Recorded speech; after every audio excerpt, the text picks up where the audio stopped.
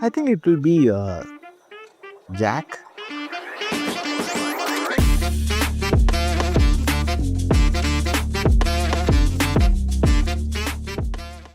Welcome to this third episode of Leadership Sauce. Well, leadership isn't just about holding titles and delivering values, it is also showing up when nobody is clapping for you. The guest we have today on this podcast, Srinevasan Iyer, or Srini as I will be calling him out of love during the episode, he is known to be somebody who's deep strategizing things while balancing his empathy as well. A guy who started his journey as a 4 year old moving from Madurai, settling at a completely new city, and now sharing space at some of the most important global boardrooms. Srini, it's an absolute pleasure to have you on this podcast. And knowing you, like which I was just briefing about, um, 4 year old circumstances pushed you out of a place you were like born at, and then you had a very humble background beginning wherein you it was Dehu Road wherein you started near Pune.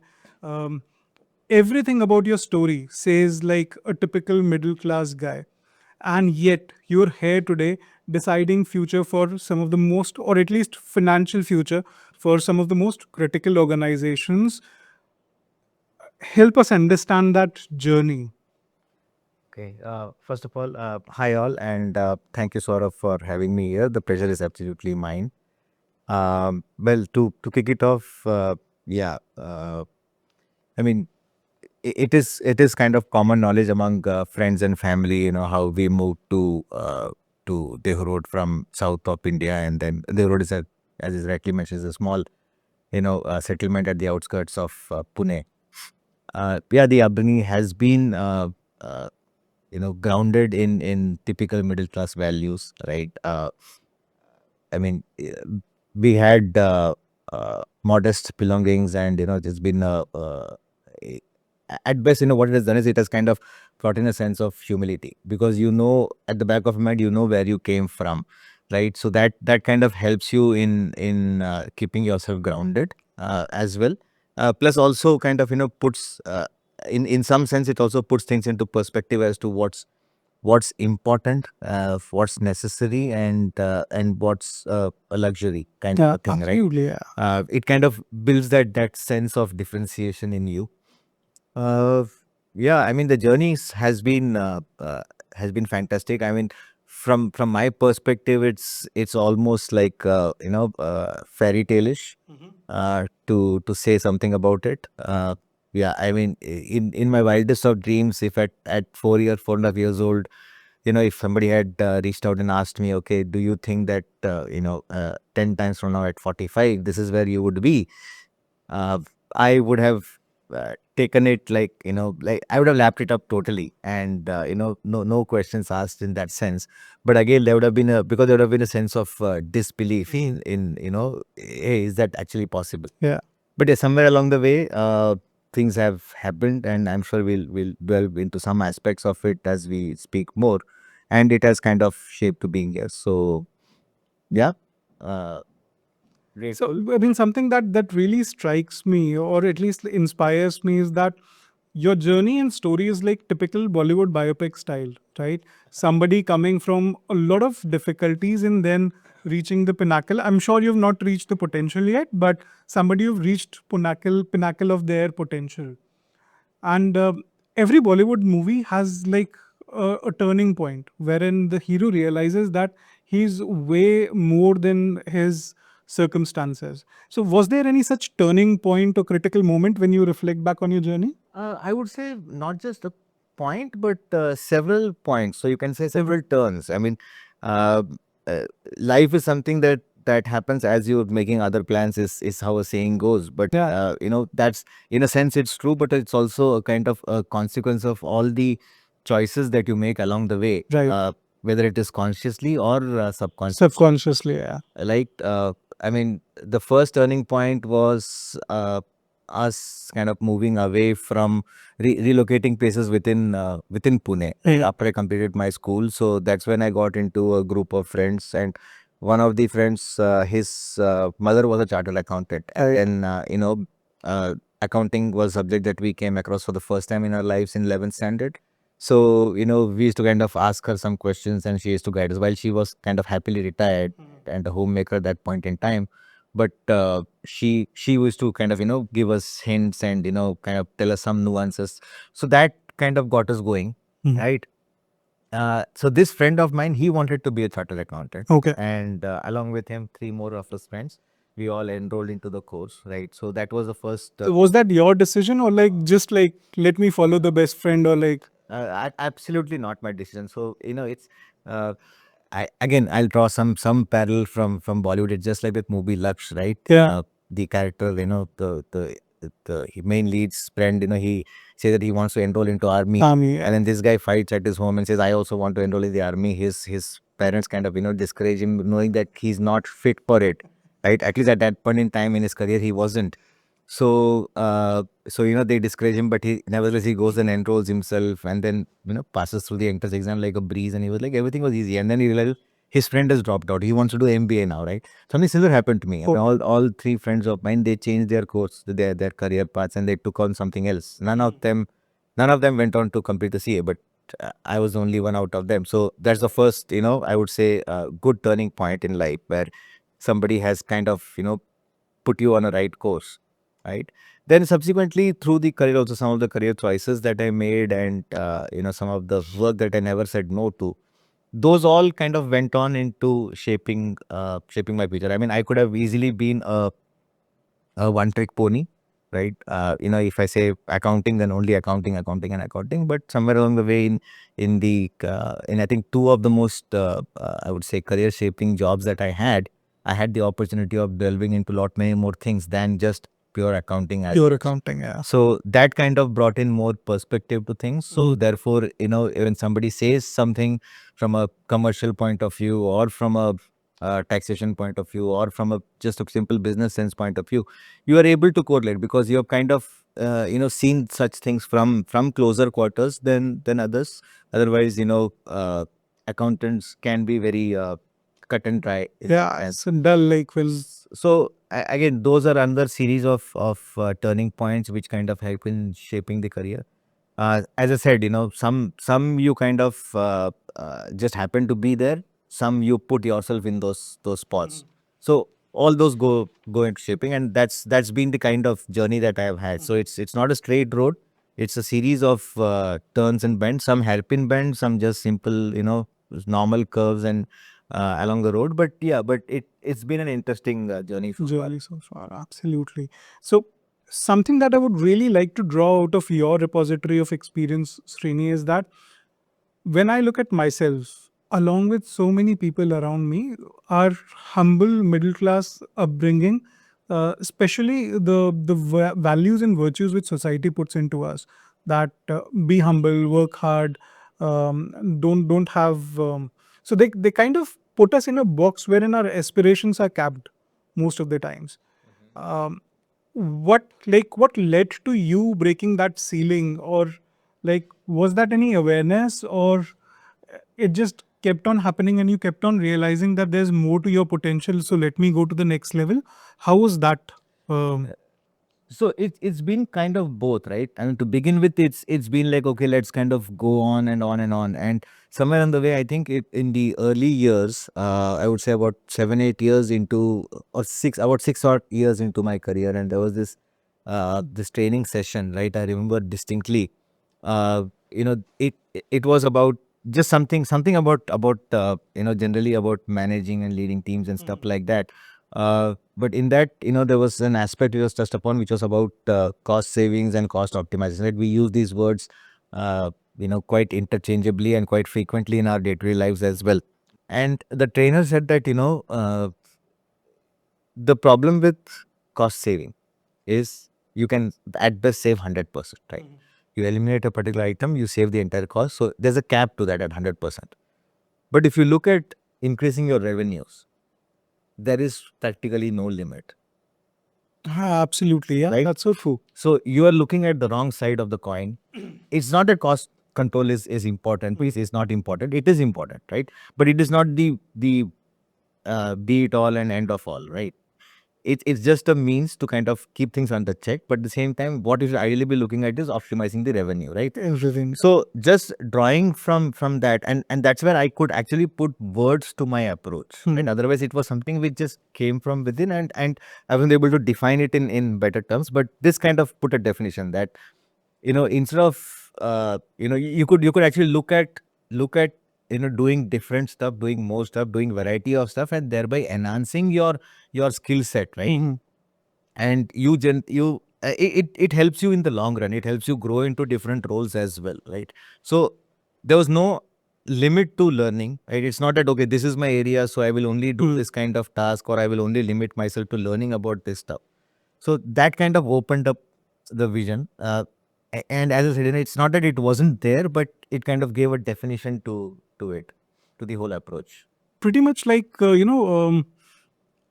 it appears as if like you were able to consciously create a structure around your career, and there would be so many people listening to you right now who are just floating aimlessly, like who are doing what is supposed to be done but not looking beyond that, of course not optimizing or maximizing their potential.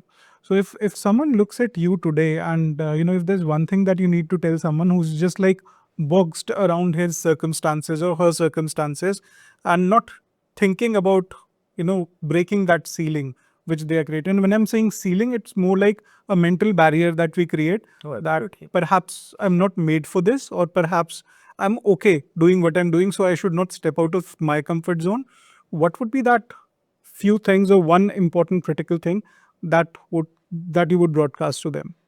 I'll come to it in a minute, but if you just indulge me for a moment here. Would love to, yeah. So, you touched upon a very important aspect, in typically in a middle class setup, right? I mean, middle class or lower middle class, whichever you look at it.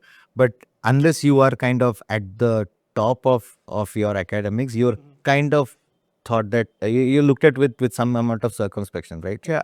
You know, इसका कुछ होगा कि नहीं होगा, क्या Absolutely. करेगा ये करेगा, Yeah. right? So in that sense, you always have people, at least in your formative years, who kind of not put you down, but kind of hold you back, saying that, hey, this is not for you, that is not for you, that avenue is not open for you, maybe because you are not fit for that, or you're not suitable for that, and stuff like that, right? So these kind of become some kind of limiting factors. So it's also important to break out of that, right? It's important to know that yes, it is possible. So and at in those moments, right? And if I look back, I think having somebody like a mentor, right, or somebody like an idol who's kind of been there, done that. Right. You choose what you want to do, okay, or what you want to pursue. You find people, seek out people who have been reasonably successful in that, Right. and kind of take their perspective, because they have traveled the journey, right? They have also broken those barriers that were placed on them, or those limitations which they were kind of being bombarded with, so to speak. So you kind of seek out on that. And secondly, I would say, uh, don't be harsh on yourself to decide upfront, very very upfront, what you want to be. you know uh, Taking the unknown path also sometimes leads to a very very pleasant outcomes. But don't go blindfolded, right? Have decide on 3 or 4 different avenues that you want to pursue your career in. Right. Have a long-term vision to things, right? That, okay, this is where I would want to be, A, B, or C, right? And work towards that. In your formative years, don't be very severe on yourself in terms of outcomes. Be severe on yourself in terms of efforts, right? Not outcomes as such, because outcomes will eventually come. And then, 3, 4, 5 years into your career, you'll be able to make a very conscious decision of, okay, this is the path that I ultimately want to choose. So at that point in time, then start focusing on the outcome. Till that time, you are kind of, exploring things. You are adding value to yourself by trying new things. Never say no to any kind of work as such, whether it is in the related field or anything like that, anything around it, because all these experiences count at the end of the day, So true. right? I mean, in a very philosophical sense, your whole life is a jigsaw puzzle. You are a piece in that, right? And that piece has to fit into a particular place only, right? Eventually.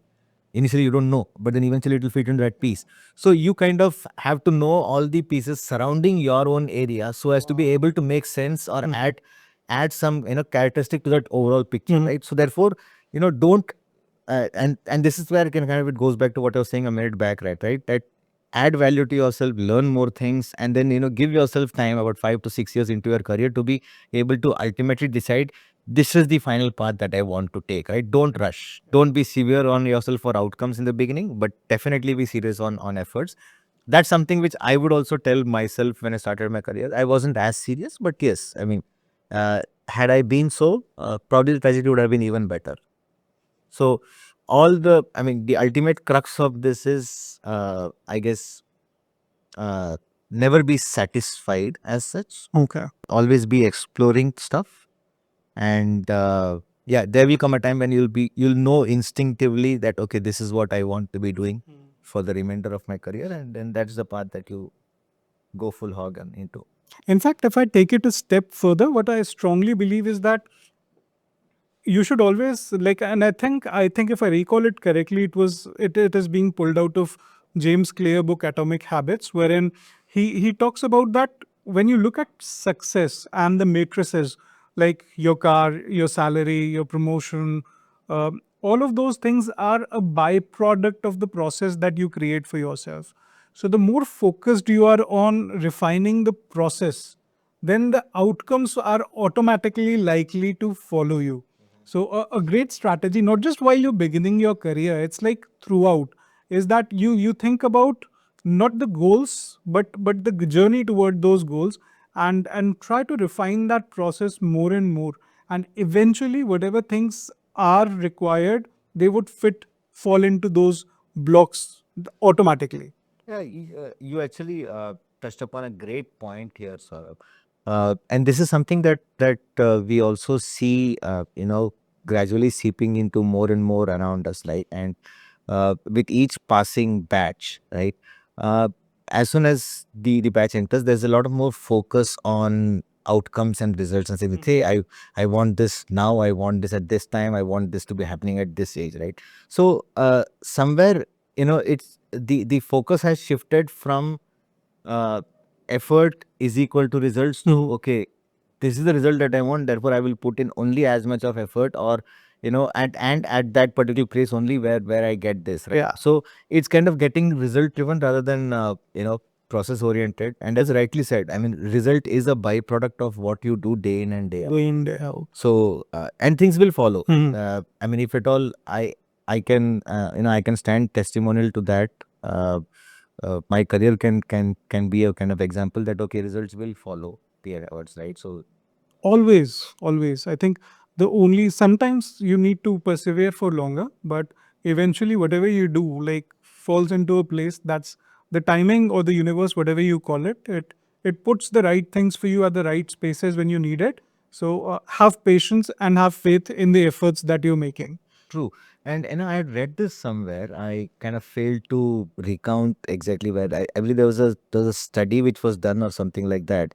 And the surprising outcome of that was while your academics or your upbringing, or your current social slash economic status would kind of give you a head start Mhm. in your chosen field of career, right? But eventually around the mid 40s, if every stream kind of catches up on a pay parity, Mhm. right? Now if you're measuring in terms of outcomes, of course pay is what will determine what material things that you own or goals that you achieve. And if it is that okay, with the right kind of efforts you can actually cover up for the lack of academic head start or whatever, and then eventually you catch up, that I think it's somewhere down the road it just says that it's a level playing field for everybody, right? It doesn't matter where you started from, but how you travel the journey will determine where you end up at, right? So it is possible.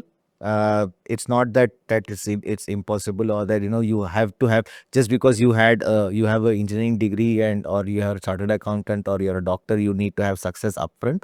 Not necessary. Likewise, just because you are a graduate in any stream doesn't mean that your success is never going to be there. Yeah. Eventually paths do kind of catch up and meet up. So I've had friends. So I had a head start, but some of my friends who have just been my college and school friends who have just been graduates, they have also caught up in terms of I mean, purely looking at materialistic terms like lifestyle and stuff like that. Yeah, they have also caught up quite well. So There should be no reason for anybody to think that, hey, it's They not can't. going to happen, and or I need to focus on it upfront. Things do follow efforts. Yeah. But the important thing is, of course, to create a process and follow that process, and rest will follow. Also, what I would love to know from you is that the journey toward becoming a leader is not just a process of learning, but it is also a process of unlearning, because you constantly evaluate and look at yourself to see not only what are the things that I can put in myself, but what are those things which are now redundant and I need to let go of.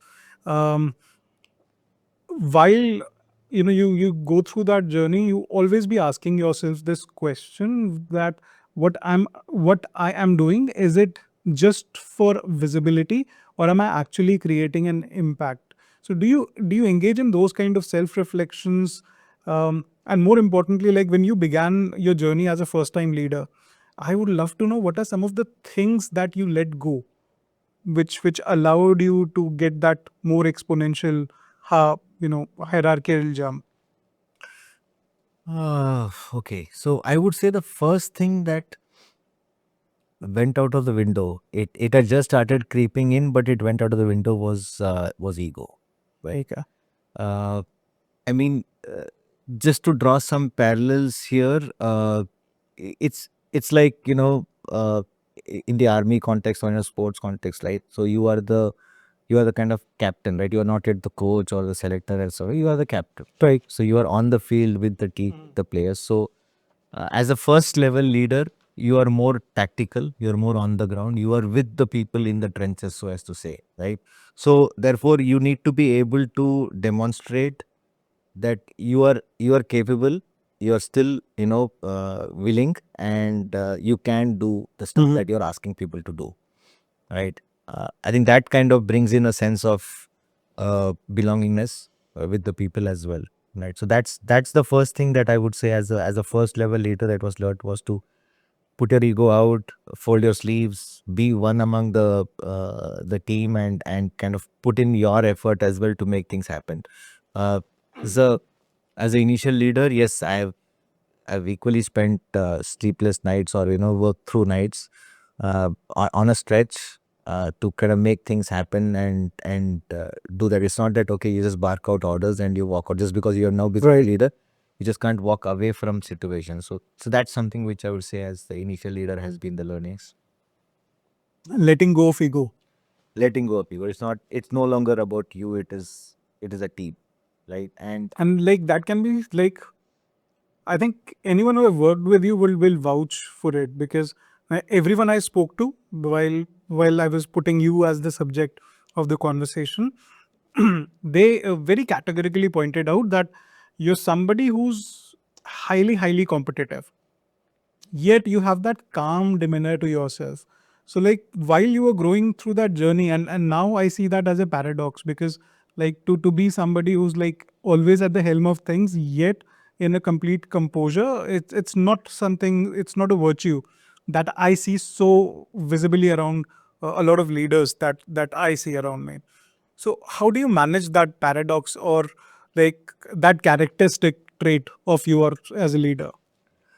so, I mean, basically, I hate losing, right? At the end of the day, and that's where the competitive streak comes in, and you would see that come out more on display in a sporting event or something like that, because there it is that is the core, right? I mean, generally, you're able to mask it better in other areas of work. But yes, at the base of it lies the fact that I hate losing, right?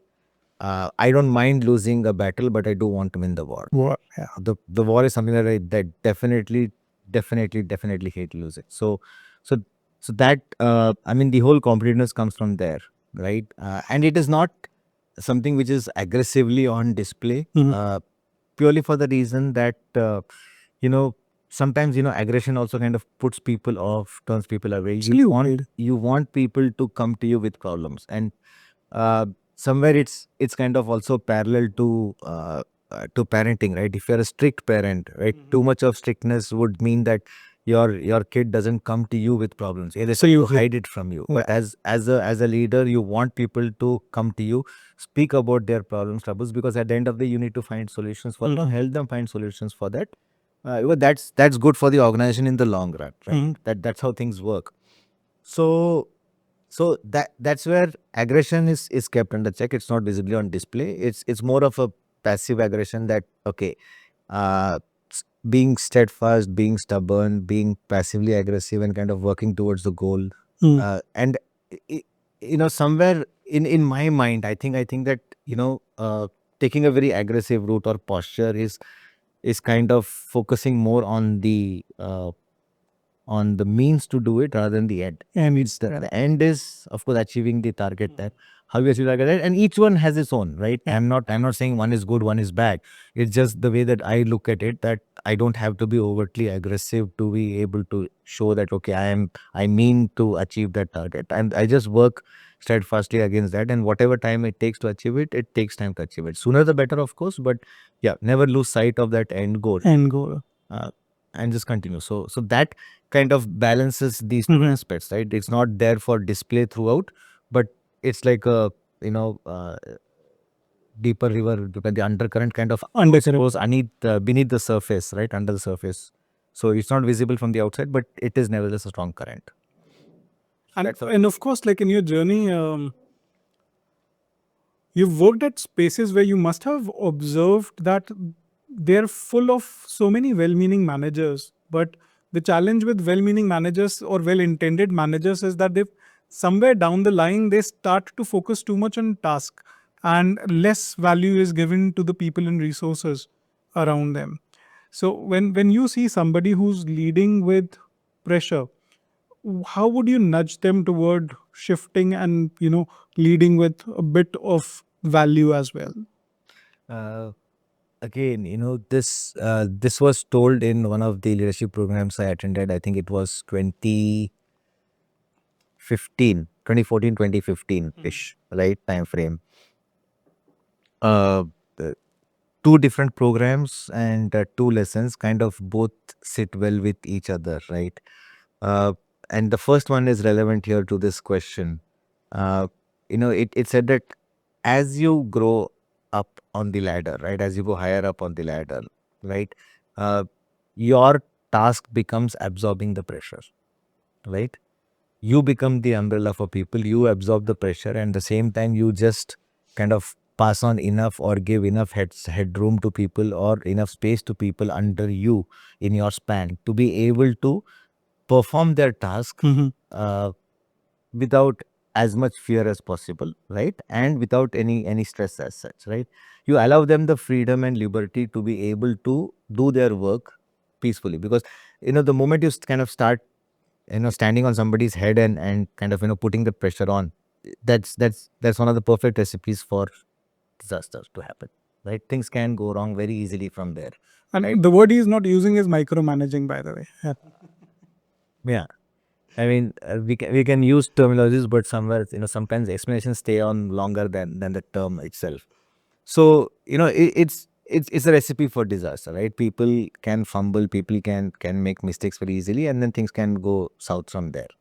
So the trainer's words were that as you grow higher, you are kind of paid to absorb the pressure so that your team can work without pressure, right?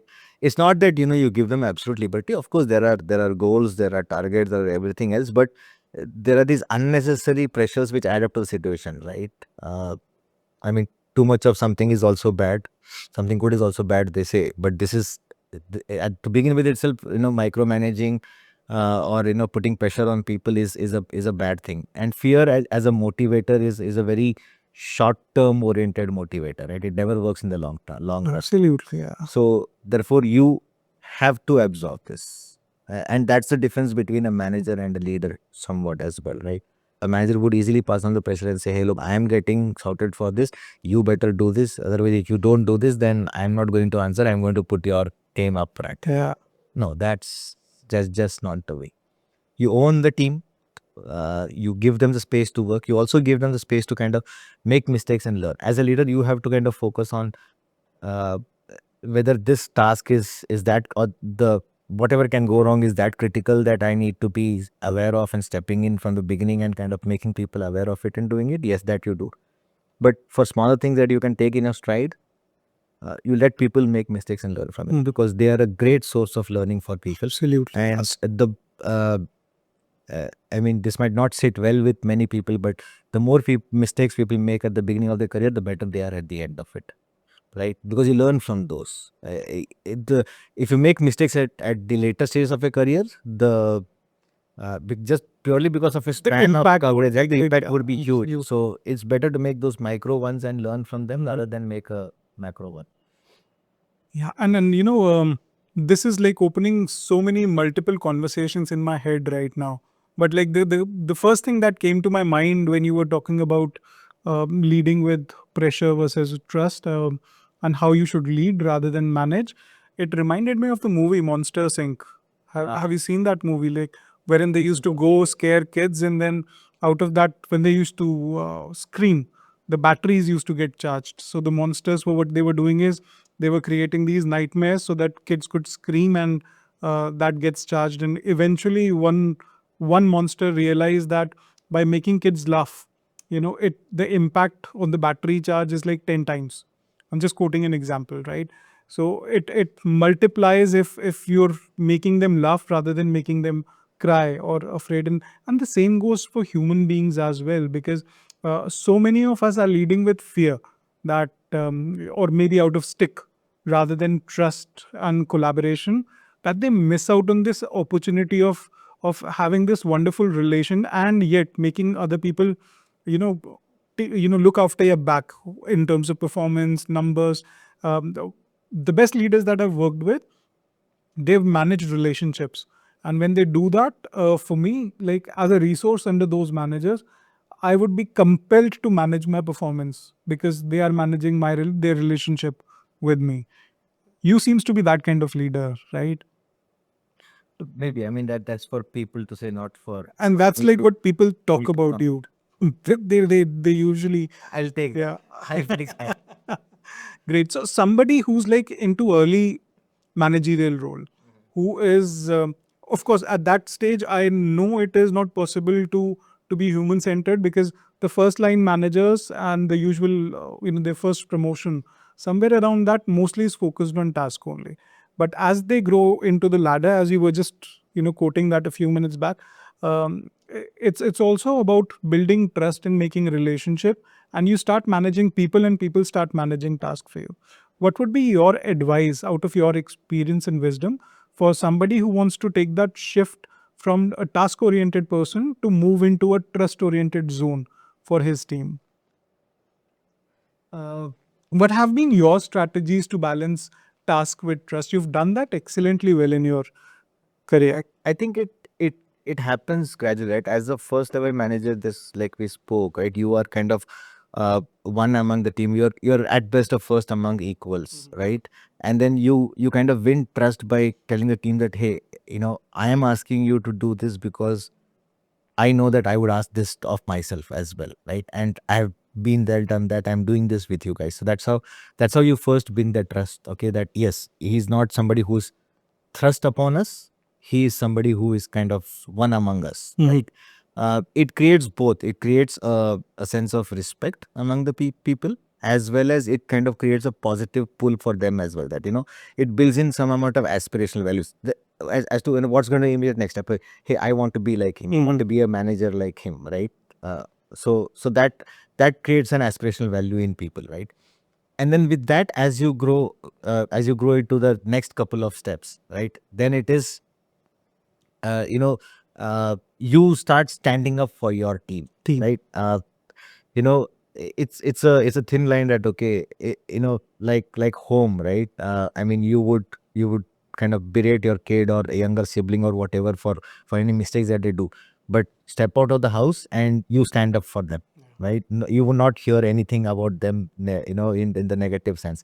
So same way, like, when people are kind of evaluating your team or anything, you must put forth their positives and stand up for them, and if required, fight for them, and right. I mean, fight is looked at upon as a negative word, but so let's just use, stand up for them, place them in the right places, advocate them, and so on. The good in them. At the same time, give them feedback about what is not right in them, right? Criticize in private, praise in public. Right? That's the approach for the next two what puppets, right? That then sets you up for the future, because then that builds a sense of trust as well in people, right? You began with aspiration, now you also have trust from people. Yeah. So true. Right? And then they kind of respond to asks, right? uh, it it it has this whole scope of kind of evolving into something where you just say and people would do it for you, because they know that, okay, you got their back, you mean well for them, that's why you keep giving them these feedbacks where they have scope for improving, and you stand for them elsewhere, and plus you know what you're talking about because you have been there, done that yourself, right? So these kind of would help you transition from a first level manager to maybe a fourth or fifth level of leader in that sense, right? So I would say that's been my learning in my career as well. That's so deep and fantastic, Srini. Thank you so much for sharing that.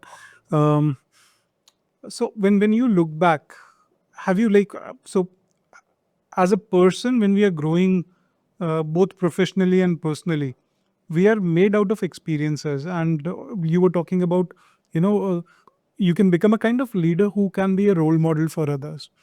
One of the things which I find highly objectionable in the corporate setup today is that the kind of managers who usually people look up to are the ones who are just toxically driving numbers.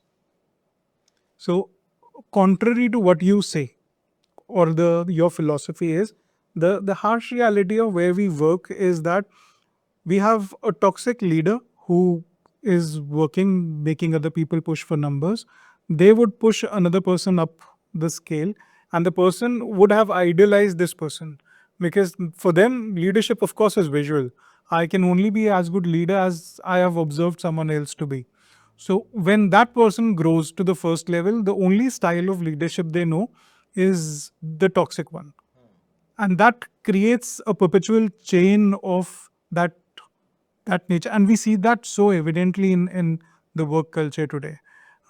What advice do you have, like, for organizations, not just individuals, but for organizations, to break away from that kind of pattern? Like, I think I categorically remember Simon Sinek or some other, influencer pointing out the first thing that you should do is to identify the toxic managers, toxic individual contributors, and fire them because they're the worst for your company culture. So, what's your advice or what's your take? Uh, And you can let me know if I'm putting you on spot by this no, question. no. I mean, in some sense, each organization has its own way of working, has its own priorities, and that's set by the owners because they determine what value that they want, right? So they own the organization, so therefore they determine what value they want, and kind of leaders drive to that value, right? So it ultimately depends upon what the owners want. So I'm not very sure whether this is something that one can advise or not. It's always there out in the open for the taking, but whether they take it or not, it's up to the organization. uh, you quoted Simon Sinek. I read just about, I think, yesterday or day before, on a tweet from uh, Naval Ravikant, right?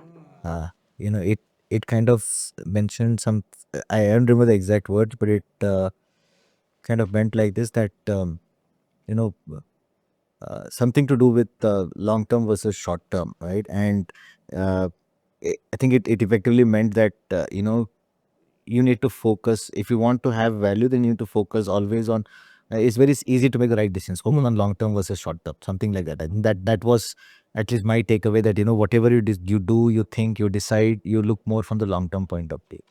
uh, Sometimes, because of performance pressure, that you want to kind of show a particular growth trajectory, or you want to show to your stakeholders, shareholders, that you're creating value, that you end up focusing on the short term.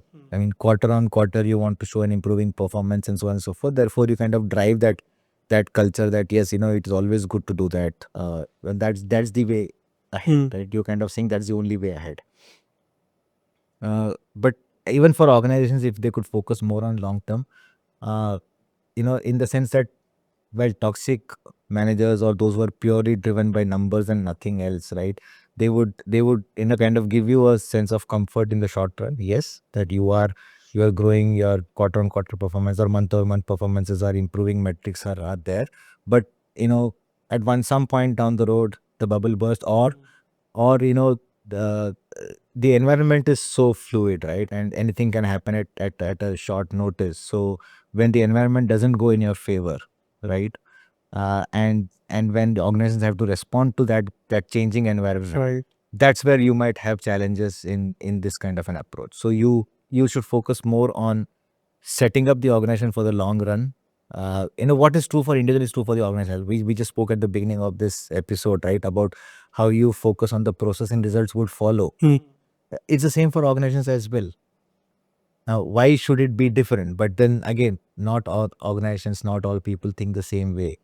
But there is definitely a merit from where I see it in terms of for both people and organization to keep this focus by creating a toxic environment or creating a pressureful situation at the beginning, or kind of guiding by fear. You can use different analogies and scenarios, but they all fall in the same bucket of short term versus setting up the right people for the right tasks, and then investing in people and letting them grow. That's more of a long term vision, right? It will yield you results in the long run.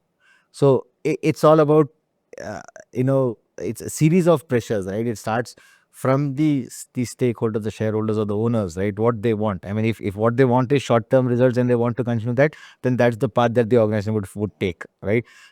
You rightly mentioned about leadership is always visual, right? That's how cultures are driven. It's always driven top down. Right. You'll impossible to see something flowing from bottom Yeah, to up, right? absolutely. Like I can't drive a culture and then my CEO says Saurabh is doing that, so let me do it. It's usually the other way around. Like what? And people follow more by observing rather than what is said, right? You can put up posters, you can put up terminologies, you can put up jargons and everything, but ultimately what you do is what people see and what people learn from. In this sense, there's so much of commonality between leadership and parenting. And I'm talking leadership, not management, right? Management is different, but leadership and parenting is identical. If As a lot many steps. schools of Yes, exactly. So it's more of the unsaid word or the unsaid behavior which kind of gets replicated. Kids learn from parents by observing them more than what they're telling them to do. Exactly. Likewise from leaders as well. The organization, people in the organization learn more from leaders by observing what they do rather than what they're saying effectively, right? So, and then from the other side as well, right? As a parent, you are both invested in your kids. At the same time, you're also disciplining them. So, a stick when it's needed and a praise when it is needed, right? It's all about making sure that they are set up for future, right? Future. Likewise, leadership role also is that to make sure that people in the organization, learn the stuff.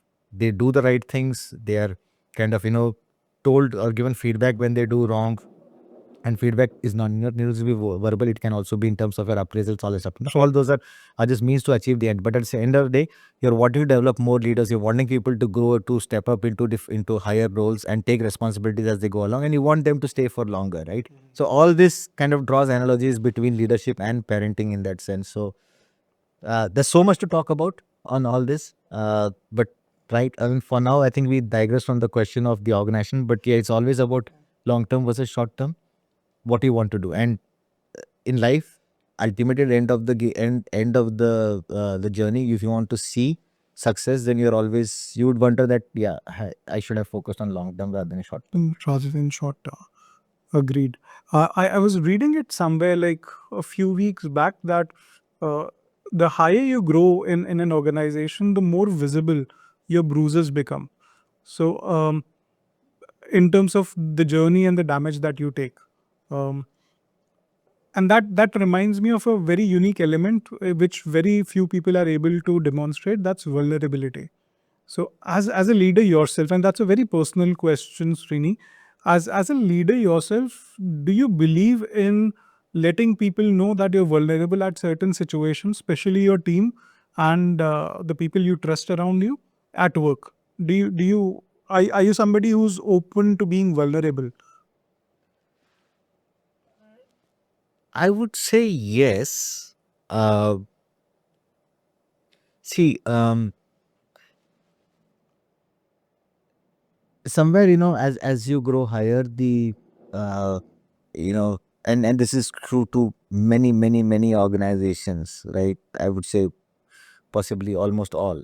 Uh, there is some level of politicking also that happens, because the road gets narrower at the top, right? So there is always this fear that, oh, if I show my vulnerability, maybe somebody would exploit it. Absolutely, right? And it's not just with your team, but you also have that sense of fear among your peers. Peers and competitors. Yeah. So I mean, at the end of it, it somewhere, I'm just maybe oversimplifying it, but then at the end of the day, you if you have trust and faith on your own abilities, okay, if you're not kind of placing too much pressure on yourself, that okay, this is the place where I want to grow, and this is the exact organization where I want to kind of be this achieve this level of success and so on, right? Then you kind of start, your hands are forced, and you also start playing the game, right? But if you think that, okay, fine, where doesn't matter, okay, this is what I want to achieve in terms of success, growth, people, and all that stuff, right? If you're open to that, then I don't think you are going to be too much caught up on whether I show my vulnerability or not. Okay. Sometimes it helps, sometimes it doesn't help. And you can't decide based on, okay, I trust this person, therefore I'll kind of show my vulnerability to this person, I will not show to that person. You would stick to your nature, right? At the same time, and therefore you might open up to people, you might show your vulnerability. I, for one, have not had apprehension in showing my vulnerability, right?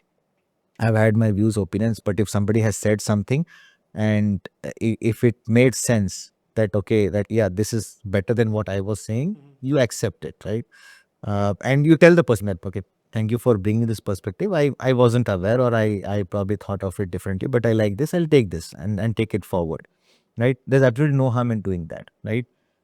In fact, you want to have people who have different views, different opinions, because then that kind of uh, protects you from your own blind spots also. Right. So true. Right? Yeah. So in that sense, opening up to people, showing a vulnerability, showing your lack of and for such a better words, your lack of competence in a particular area, right? You might not be the know it all, end it all, right, kind of person. So showing them that yes, you depend on them for certain things and stuff is good, because that gives them also a sense of security, that tells them that you are also a person at the end of the day, right? And again, it goes back to aspiration, that okay, if such a person with some vulnerabilities can also achieve this amount of success, it's possible for me as well, right? So when you were So all talking about like how your career began, like when you were talking about your initial journey that you explored multiple roles, I was itching to scratch you on this question, because when you open yourself up to new things, right? In at the earlier any part, like one of the important traits that you need to develop is to tell people that I don't know this, help me out. Yeah. Right. And that in a way is kind of linked to what vulnerability is, that letting people know that there is a space in you which right now has not fully healed, or which is still growing, so that can be exploited. So how do you trust people with that kind of thing? Sorry, can you repeat that again? So the question is that when you reach out to people and say that I don't know this, or it's like telling them that okay, this is one weak spot in my body, it is still maturing, which also means that it can very easily be exploited by somebody who's not in right frame. So how do you trust people, or is it like you you have faith that even if this person doesn't do good, it would lead me to somewhere better? Like what's your inner dialogue like? It's both, right? And I think from experience, you also come to know when somebody is supplementing you versus when somebody is trying to exploit that particular situation, right? And it's not that you are dependent only on one person, right? For example, if I have a particular weakness in an area, and I have somebody on the team who's good at that, right? I depend on that person. Uh, likewise, if there's another person who's trying to exploit that, right? For every person who's trying to exploit me, there's also another person who's trying to help me in that, right? So, by experience, you also know who's exploiting, who's supplementing you, or who's supporting you in that. So you pick the right people, right? If somebody is, if I was to walk into a meeting, right, and I mean, this is not as much from personal life, but I think I'm drawing some examples out of the movies, right? When you're going to a meeting with the president and there's a crisis situation, you carry with you one or two subject matter experts, right? Yeah. And then when they're asked, you kind of lean back and ask them the question, and then you respond or let them respond to the situation. So that is something that you do in life also. It's the metaphor is you walking into a meeting room, but then it need not be necessarily a room as such, right? Situation come up, you always can reach out or discuss and ask and seek help and all that stuff. And trust me, the more that you interact with people, and if you place trust on them, people respond positively. People respond more positively to trust than to fear. Yeah. Okay. There's no doubt about it, at least not in my mind. Absolutely. And initially you might have a couple of setbacks because people are, not everyone is capable. And it goes back to us saying that, you need to allow people to make some mistakes and go into that. But the moment you say that, you have a look, I trust in your ability and I trust that you will give me the best judgment in these kind of aspects, then the person is automatically under a positive pressure to do their best in that, right? Yeah. Now, will people be right always, correct always? The answer is no. Right? All your decisions will not turn out to be correct ones. Right. You will make some bad decisions along the way. The only question or the litmus test is, did you take the decision in the right spirit, knowing that to be the best decision? If you know that that's the best decision that you have taken, and whatever is the outcome, I will take it at the end of the day, right? Whether it is from me, it is from my leader or somebody on my team. The only test is, did you take the decision, or did you give an advice thinking that to be the best advice? Now, if there's a malified intent or you're trying to put people down and do that, it shows up eventually, right? And then what it means is that you lose trust in that person, and then it's a long process to regain that. But the moment you know that people have given you the best advice as possible for them, take it, no hands on, and even if things go bad after that, no, I mean, there's absolutely no hard feelings or no letdowns there. And it helped in the sense, right? One of my managers, and this is personal experience. So one of my managers, he was the CEO of the organization. I started as the third in line for him, and then later on kind of became the second in command for him, right? Uh, Anything in the organization happening, and he would just randomly call me and say, hey, look, this is happening, what do you think should be done, right? It wasn't accounting only, it was something totally different as well. But the moment he asks you this question, okay, because I knew that he valued my opinion, and I've seen examples where he would just, whatever I said, he would just go with that advice. So there was always this constant question on my head, or the knife on my head, that, look, Srini, whatever you say, he's going to do it. Yeah. So you better give the best, that is that the advice that you have, As right? per your capability. As per the capability, yeah. So that kind of kind of both taught me how to trust people, as well as also how trust works, right? It creates that positive pressure on you to being your best, right? Whether that is enough or not, that's a totally different question, right? But the fact of the matter is that, yes, you are also getting exposed to certain decision making which is way beyond your pay grade at this point in time. But at the same time, you are also kind of wanting to do your best to make sure that you don't let down that person. The single biggest fear for you is, I should not be letting down this person because this person depends on me, right? I mean, it's like that. You play that blind trust. Or at least you would ensure that you're not casual about. Casualty is the first thing that goes out of the window. Here you're looking at much more bigger things, that how do I make sure that he's successful in this action that he's taking, because he's going to do what I'm going to say, right? So it works. I mean, to my experience and knowledge, and whatever I have learned, this works absolutely fantastic For your growth as well as the growth of people who are both sides, dependent on. all sides, in fact. all sides. And the funny side of the story is, uh, so one day somebody in the organization needed some approvals or some exceptions to be approved, right? And then he called me up and he said, "Hey, Srini, I know this is what the policy is. This is what is supposed to be done, but I am stuck. I am in a pickle. I need this to happen. I need this approved." So I told him, "Then why don't you do one thing? Why don't you just, kind of summarize all this, make a memo, send it up to him, uh, send it up to my boss, and I'm sure he will see the merit in this and he'll approve it." Look, he says, "Srini, just between us, let's not kill each other, right? The moment I send this, I know he'll call you, he'll ask you, he wants this to be done, right? He will ask you what is to be done. I'm telling you, this is my problem. This is where I'm stuck at, and I need this to get out of this hole. So what should I do?" We just smiled, laughed at each other, and said that, "Okay, you know what? Uh, in that memo, just route it through me. I'll endorse this for you, and then you'll get it. Okay, but you will do you'll hold on to your end of the bargain, right?" He said, "Absolutely. I mean, otherwise there's no reason for me to call you. I will do this, but just not today. I'll be able to do this later, but today I need this." I said, "Okay, fine, done." So you settle that, right? So it it kind of, did I let down? I later on thought to myself, did I let down my manager by kind of giving this person a way out? But the answer is no, because at the end of the day, I know that even he wants the organization to achieve its goals, right? And this helped in achieving certain targets as well. So all in all, it was like, okay, it was building a consensus, right? Without people knowing that consensus is being Is being upon. built up. Yeah. Each one has their own set of bargains. You are just the in between. You are the you.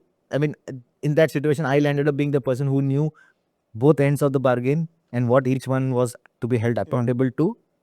Both of them trusted enough to share their vulnerability at that point in time and say that, this is what I want and this is what, will be done.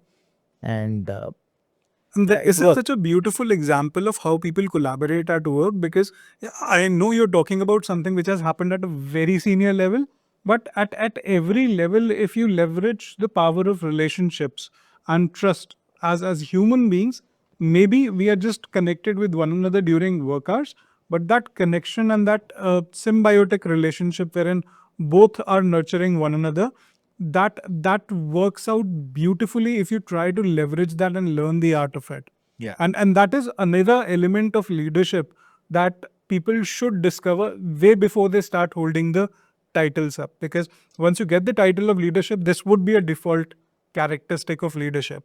So ensure that people, your collaboration, the way you build trust and relationship, you start working on it way before you become a leader.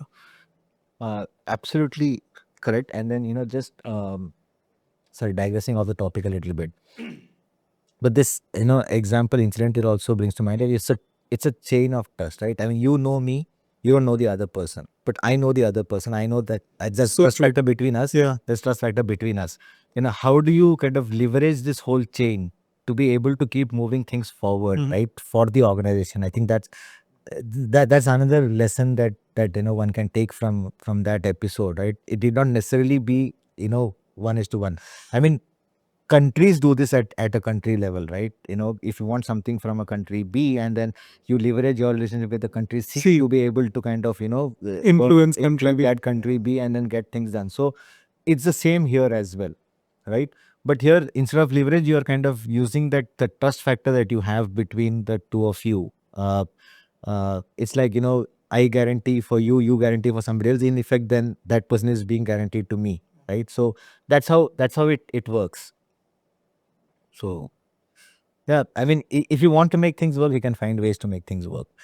That brings me to another point. Sorry, indulge me for another minute here. Okay, people say that saying no is difficult, right? The most Which is common like, thing. which is like, yeah. Which is, but you know, in a different sense, okay, uh, making things work with a yes is also equally difficult, Wow. right? So the easy Elaborate, like throw more light on same this. example, right? I mean, the easiest thing for me was to say no. No, this can't happen because the policy. If you want to deal directly with that person, don't pull me. Yes. That was the easiest thing to say, right? But again, would that have ended? Would that have helped the organization achieve the objective for that particular month? The answer is no.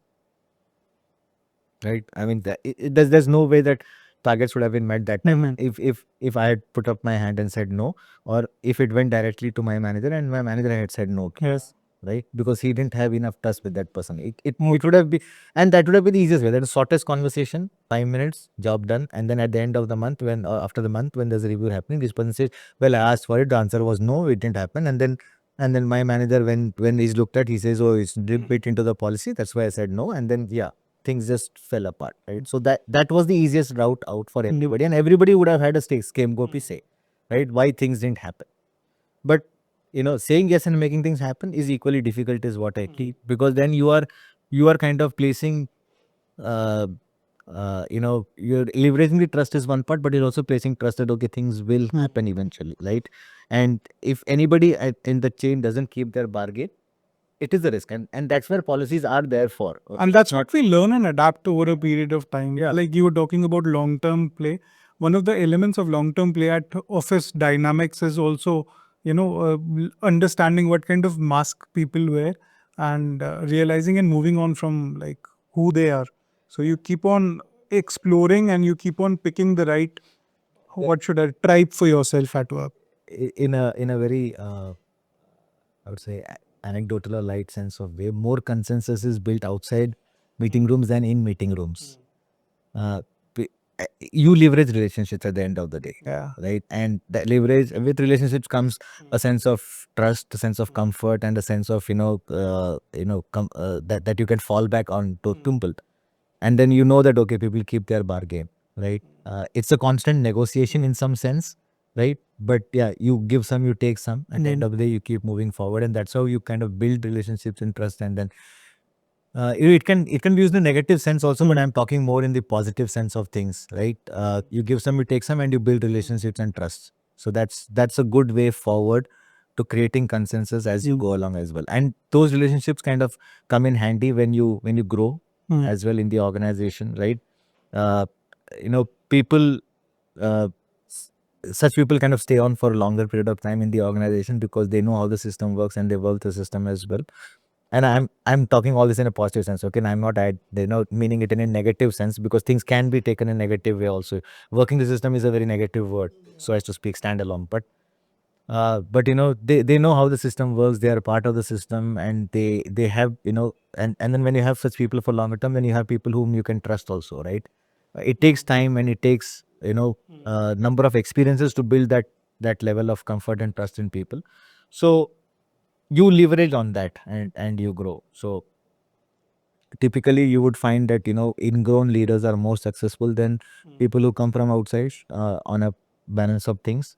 So this is one of the biggest contributors I feel, in terms of, because they have built that trust and relationship in the organization as they came along, right, the path. So therefore And they know the they're intricacies, like with those relationship, their awareness of what are the intricacies and like maybe way outs of tricky situation is like what you were talking about. Like, yeah, so I mean, the person who approached you realized very well that this is a tricky situation and this guy knows a way out of it, or we can leverage it to bypass the process that is yeah, I mean, yeah, bypass again can be negative word. yeah, but yeah, it kind of makes sure that okay, within the constraints, how can I work, okay. uh Look, there's a sequence of events that okay, A then follows B, then it's followed by C, and then D and E, and so on, right? That okay, B and C can't be done at this point in time, but B and C will be done eventually. Then you say okay, let's skip to D and get it done. We'll catch up with B and C later on, right? So after, and as a post factor, if you look at it, have you deviated from this? No, because all five boxes are checked. But they were not checked in the same sequence. They were not checked one after the other. But yeah, eventually they were checked. So no harm, no foul in that sense. But yeah, you build consistent go by. And it brings me to one thing. I think it was some of us interviews of those Google founders when Sundar Pichai was appointed as the CEO. There's after fact of that. And the question was how they came to choose him as the CEO. He said, right, he was not the the brightest of the candidates. He was not the most Charming one, as a charming one or whatever. But what they found was that he was the one who created consensus most among in their meetings, right? So they went for that as a skill set, primary skill set for their choice, saying that okay, this is somebody who can build consensus in the organization and take people along. We want that guy at the helm of us, right? So somebody might be a charismatic, somebody else might be a charismatic leader, somebody else might be a good marketing genius, somebody else might be good at numbers, somebody else might be good at process. But here was the guy who was good at consensus building, among other things. Not that's the only skill that he had, but yeah, that was kind of the tilting factor for them. Yeah. So if you feel that building trust and consensus in the organization is not going to help, well, not the case. Here's an example. Absolutely. I think like that many times when I look at great leaders or some leaders that I've really admired, they are not like I am running this race, so follow me. They're more like the then that's what I was searching for. Yeah. The outside world, but they are the ones who can. They are the one who's holding them together, and that.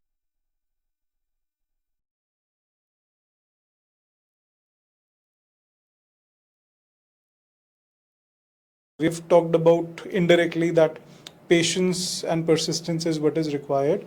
What else would your advice be to? Beyond a particular point, you're not able to kind of put off everything forever in sense of having clear compartmentalization, right? So what you do is you kind of take smaller intervals. Now it's the approach is like that, okay, if you are a lock, I need to identify you as a separate lock and adapt my style for every lock that I Again, to this as well, in response, I would draw parallels with parenting in general, right? Leadership styles have undergone change, parenting has undergone change as well. I mean, adaptation is very circumstantial, right? I mean, just like you see evolution of different races, it is all primarily based on the geography that they're located in, right? Likewise, the situation that you are in will determine what kind of adaptability that you need in specifics. Direct cost, direct material, direct labor, then there's the cost of production, then you add your overheads, and there's the cost of manufacture plus minus inventory, that is the cost of goods sold, and then you add a profit margin, and then your sales price, right? People saying it, stay in the present, right? Okay, so what you're doing, you enjoy the present here with. Something in my mind was buzzing that next question that I'll ask you would be around work-life balance. Okay, maybe it was buzzing in my head as well, because it's a clear structured in a way so as to evaluate whether you are thinking rationally or not, right? Okay, because once that is said, then of course everything else. Everyone wants to be a CEO, but nobody wants to do what a CEO does. Are they not, kind of supported in the same way? Yes, they are. I mean, as a corollary to this, everyone has at least one strength. Some people might have many, some people might have only one, but everybody has at least one strength. And then, but now, with a teenage son myself, I mean, everything is a negotiation now, right? So I ask him to do some things, and then I have to explain why. MBAs are generalists, but their minds are trained to think all different possibilities. That's why you